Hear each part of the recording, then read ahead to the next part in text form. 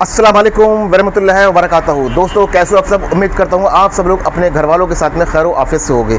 दोस्तों इस वक्त मैं मौजूद हूँ मिस्र के अंदर यानी कि इजिप्ट कंट्री में, और आज हम लोग जाने वाले हैं मिस्र के जो बादशाहों की ममीज़ हुआ करती थी, जहाँ पर उनकी डेड बॉडीज़ को सेफली रखा जाता था, किस तरीके से रखते थे वो आज जानने की कोशिश करेंगे। और करीब से मैं आपको एक्सप्लोर करके दिखाऊँगा मिस्र के पिरामिडों को।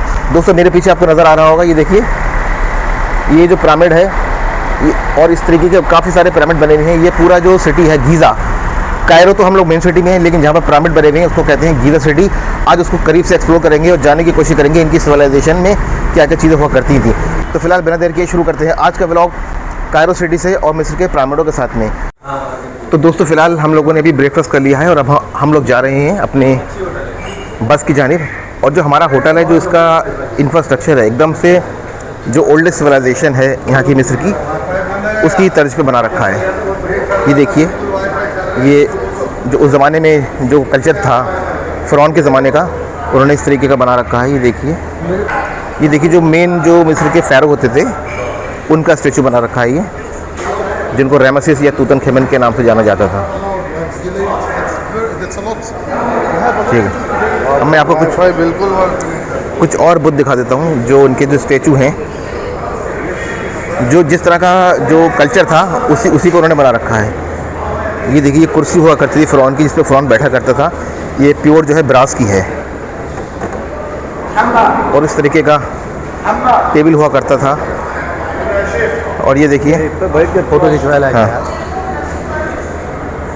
ये उन्होंने उस ज़माने में थोड़ा एंटरटेनमेंट के लिए बना रखा है, लेकिन कल्चर दर्शाता है कि अब से तकरीबन 4000 साल पहले किस वेशभूषा में रहते थे मिस्र के प्राचीन सभ्यता के लोग। ये देखिए एक स्टैचू ये बना हुआ है, ये भी फ़िरौन का स्टैचू है। जो यहाँ के किंग थे, जो भी किंग बनता था उसको फ़िरौन कहते थे, हालांकि उनके नाम अलग अलग हुआ करते थे। ये देखिए पूरा इन्होंने जो पुराना कल्चर था फ़िरौन का वो बना रखा है यहाँ पर अपना रिसेप्शन के पास में। ये देखिए, ये जो गाय की शक्ल में एक इंसान बना हुआ है, इसे वो लोग कहते थे नील देवता। इसी की पूजा करते थे, उपासना किया करते थे जो फ़िरौन के लोग हुआ करते थे। अब बाहर मैं आपको दिखा देता हूँ, ये देखिए। और ये हमारा होटल है रीजेंसी होटल, और मेन एंट्रेंस पे भी उन्होंने 2 फ़िरौन के स्टैचू बना रखे हैं, एक इस साइड में है और एक स्टैचू इस साइड में है। फ़िलहाल हमें जाना है उधर से बाहर, तो अभी चलते हैं बाहर की जानिब। तो दोस्तों आज ये मौसम बहुत ही यहाँ का कूल है, लेकिन कल बहुत गर्मी थी, तकरीबन 38 या 40 टेम्परेचर था। लेकिन आज अल्हम्दुलिल्लाह यहाँ पर थोड़ी हल्की सी सर्दी महसूस हो रही है। और फ़िलहाल हम लोग अब जा रहे हैं अपनी बस की जानिब। बस में बैठ के अब जाएंगे हम लोग पिरामिड। तो फ़िलहाल दोस्तों हमारी बस बिल्कुल रेडी खड़ी है, कुछ साथियों का इंतज़ार हो रहा है, और इंतज़ार के बाद फिर हम लोग जाएंगे पिरामिड को विज़िट करने के लिए। तो फ़िलहाल दोस्तों अभी तो फ़िलहाल सुबह का तकरीबन 8:30 बज रहे हैं, लेकिन चहल पहल अभी से है। जो ज़ायरीन बाहर से आते हैं इन मकामातों की ज़ियारत करने के लिए, वो सुबह ही निकल जाते हैं। ये देखिए, ये कुछ यूरोप से ग्रुप आया हुआ है, और मौसम बहुत शानदार है।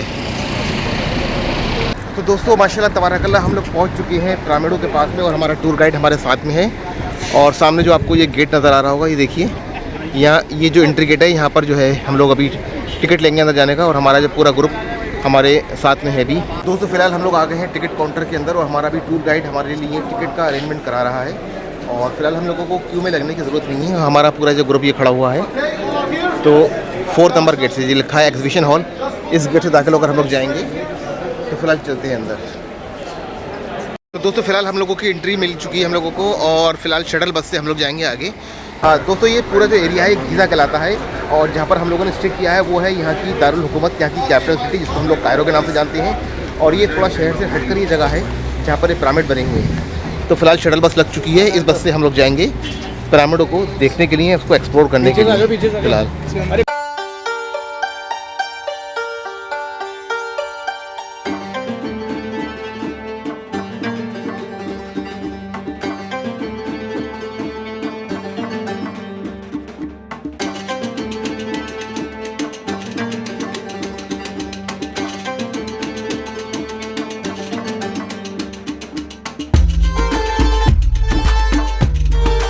तो भाई मैं आ चुका हूँ अभी पिरामिड के बिल्कुल नज़दीक में। दोस्तों ये सामने आपको बिल्डिंगें दिख रही होंगी, ये तिरजुब नुमा इमारतें बनी हुई हैं।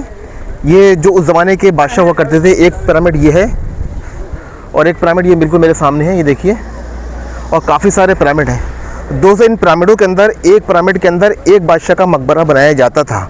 ऐसा नहीं कि एक पिरामिड के अंदर ढेर सारी राशि उन्होंने भर दी, क्योंकि और इस कहा जाता है कि इस एक पिरामिड को बनाने के अंदर तकरीबन 20 साल का वक्त लगता था, और इसके अंदर जो भारी वाला मोटा वाला पत्थर लगता था वो नील नदी से तराशा जाता था, वहाँ से लेके जाया जाता था। जी हाँ दोस्तों, और इन लोगों के अंदर जो प्राचीन मिस्र के लोग हैं, एनिशेंट सिविलाइजेशन के लोग हैं, उनके अंदर एक तासुर था कि इसको बनाने के लिए आसमान से एलियन आते थे। कुछ किताबों में इसका तस्करा मिलता भी है। जी हाँ दोस्तों, कुछ किताबों में इनका तस्करा ही मिलता है कि इस इमारतों को बनाने के लिए एलियन आसमान से आते थे, जो कि यूरोपियन हिस्टोरियन ने अपनी किताबों में लिखा है। और दोस्तों अगर बात करें इस ऊंचे से पिरामिड की, तो इसकी जो लंबाई है 120 मीटर से ज़्यादा ऊंची है, और इस पिरामिड की लंबाई 100 मीटर से भी ज़्यादा लंबी है। और दोस्तों ये दुनिया के 7 अजूबों में से एक अजूबा शुमार किया जाता है, यानी कि वर्ल्ड के जो 7 वंडर्स हैं उनमें इसका शुमार किया जाता है। ये देखिए, ये इबरत के लिए हैं, जो खुद को खुदा कहते थे, आज उनकी बस्ती वीरान हुई हुई है। Khufu pyramids, the biggest pyramid in Egypt.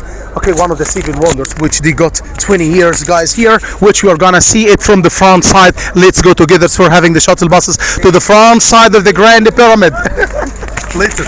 दोस्तों ये हमारे जो टूर गाइड थे, इनको थोड़ा जल्दी हो रही है, अभी फ़िलहाल दूसरे जो यहाँ का मोनूमेंट्स है उसकी तरफ लेकर जाएंगे। तो फ़िलहाल अभी सेट देकर बैठ जाते हैं और चलते हैं दूसरे डेस्टिनेशन की जानिब। दोस्तों यहाँ का जो मेन मोनूमेंट्स है, ये मेन जो पिरामिड है, यहाँ का एक जो बादशाह हुआ करता है उसका नाम फूफू था, अकॉर्डिंग टू हिस्ट्री, उसका ये पिरामिड है। और अभी हम लोग अंदर जाने की कोशिश करेंगे। वैसे तो अंदर अंधेरा होता है, मना करते हैं जाने के लिए, लेकिन फिर भी कोशिश करते हैं अंदर जाने की। और दोस्तों अगर बताऊँ तो ये जो पिरामिडों के पत्थर हैं, इसकी जो पत्थरों की जो वेट है, पत्थरों की चौड़ाई है, मैं बता नहीं सकता। एक एक पत्थर 100 किलो से ज़्यादा है, एक एक पत्थर जो है 100 किलो से ज़्यादा का है। और ये लोग जो उस ज़माने के मजदूर हुआ करते थे, वो अपनी कमर पर लाद कर लाया करते थे नाइल रिवर से। और नाइल रिवर का जो बांध है, यहाँ का जो मेन बांध है, जिसे कहते हैं आसवान बांध, आसवान बांध के पास में से ही पत्थरों को तराशा जाता था। और एक एक पत्थर की जो वज़न है वो तकरीबन 100 किलो से भी ज़्यादा का है। तो आप इस बात से तस्वीर कर सकते हैं कि उस ज़माने के लोग कितने लंबे चौड़े हुआ करते थे। और देखिए लोग अभी इसमें केव के अंदर जा भी रहे हैं। ये देखिए कुछ जो मगरबी जो टूरिस्ट हैं, और ये साहब नाराज़ हो गए हमसे, कह रहे हैं क्यों आए यहाँ पर।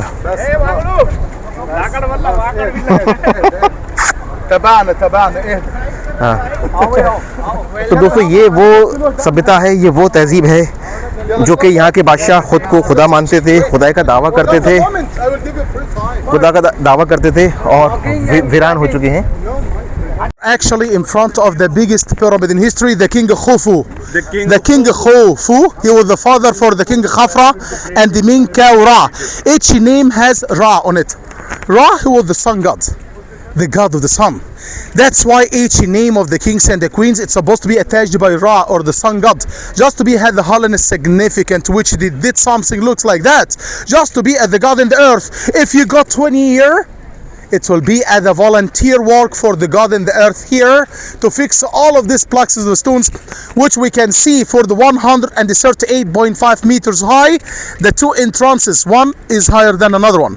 The higher entrance is the false entrance for the tombs, robbers and thieves. But the real one where the people going to get inside, it's about approximately 1,500 each to go inside. This one's here. Okay, it's the main entrance which you have to go inside and to go up on the main axis of the pyramids from inside to the queens and the king imperial chamber.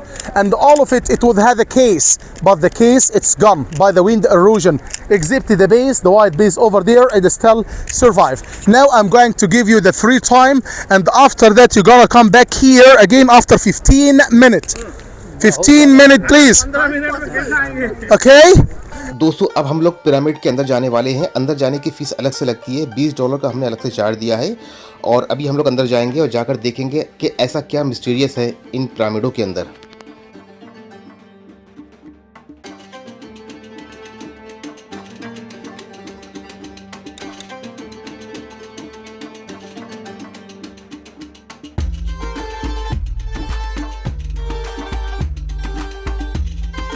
दोस्तों पिरामिडों के अंदर का ये रास्ता बहुत ही संकरा और बहुत ही नीचा है। यहाँ पर झुककर चलना पड़ता है और इस दौरान वीडियो शूट करना, व्लॉगिंग करना बहुत ही टफ है, आप देख सकते हैं।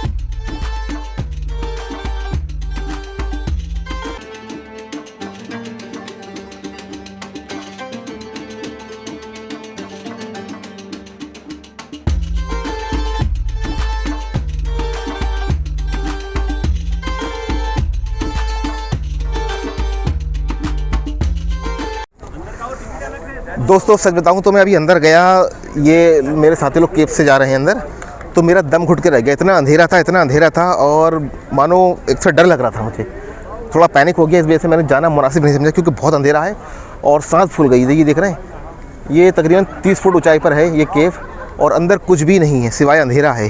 फ़िलहाल अंदर जाने का मकसद हमारा कुछ भी नहीं था। मैं गया अंदर तो बहुत ज़्यादा अंधेरा था, दम घुट रहा था, इस वजह से मैं बाहर आ गया हूँ।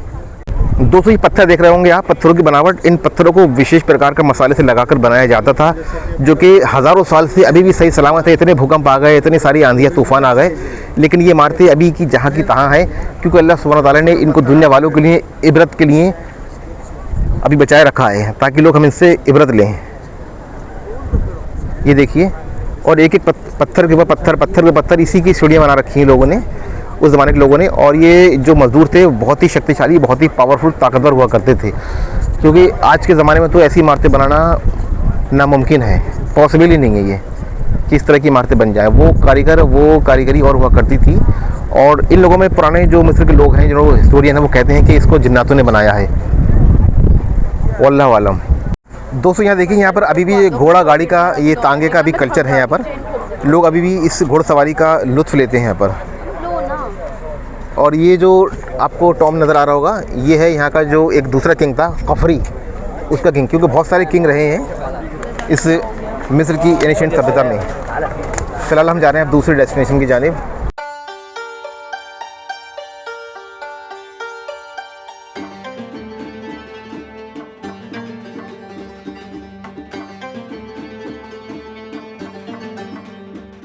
दोस्तों अब मैं यहाँ का जो मेन अट्रैक्शन है, यहाँ का स्प्रिंग, यहाँ के जो मेन फ़ेरो था, सबसे बड़ा फ़ेरो, उसका स्टैचू बना हुआ है, उसकी शक्ल बनी हुई है और उसको आराम करते हुए दिखाया गया है। आपने अमूमन वो देखा होगा हिस्ट्री की बुक में, टीवी में, मैगज़ीन में, तो उस चीज़ को आज हम करीब से अपनी आंखों से एक्सप्लोर करेंगे और आपको भी दिखाएंगे। अगर आपने नहीं देखा है तो उसको देखिए। जो सबसे बड़ा यहाँ का फ़ेरो था उसका स्टैचू बना हुआ है, उसको स्प्रिंग कहते हैं। चलते हैं अब उस स्प्रिंग की जानिब। दोस्तों ये देखिए, एक छोटा सा बाज़ार है। यहाँ पर आप जो मिस्र के जो एंटिक आइटम्स हैं वो यहाँ से परचेज़ कर सकते हैं। अलादीन का चिराग मिल रहा है, नील देवता का स्टैचू मिल रहा है, जो कि ये पुराने ज़माने में इनकी पूजा की जाती थी मिस्र की सभ्यता में। एक छोटा सा बाज़ार है, लेकिन हम लोग जा रहे हैं यहाँ का जो मेन स्प्रिंग है उसको देखने के लिए। लेकिन जाने से पहले आप लोगों को ये छोटा सा आपको मार्केट दिखा देता हूँ। ये देखिए, ये बुद्ध दिख रहे हैं उस ज़माने के, जो भी इनको पूजे जाते थे। नील देवता, नील रिवर वगैरह को पूछते थे ये लोग। ये देखिए, पिरामिड का भी नक्शा बिक रहा है सीनरी टाइप में। आप ख़रीदना चाहे ख़रीद सकते हैं, वैसे तो मुझे कोई दिलचस्पी नहीं है इन बुतों को ख़रीदने में। ये देखिए, आर्टिफिशियल कैमल बेच रहा है क्योंकि यहाँ का कल्चर ऊँटों का है। अरब में अमूमन आपको ऊँट मिलेंगे तो। और ये देखिए, पत्थर के ये ग्लासेस वगैरह मिल रहे हैं यहाँ पर, कप वगैरह, और ये कुछ और एंटिक आइटम्स हैं, आप ख़रीदना चाहे ख़रीद सकते हैं। लेकिन हम लोगों का जाने का मकसद है स्प्रिंग की जानिब, और हमारा टूर गाइड जो है बहुत जल्दी में है, लगता है शायद उसकी राजधानी एक्सप्रेस छूटने वाली है, आई थिंक सो। तो दोस्तों अभी जिस मकाम पर हम लोग खड़े हुए हैं, ये यहाँ का जो मेन बादशाह, मेन किंग हुआ करता था, उसको इस जगह दफनाया गया है।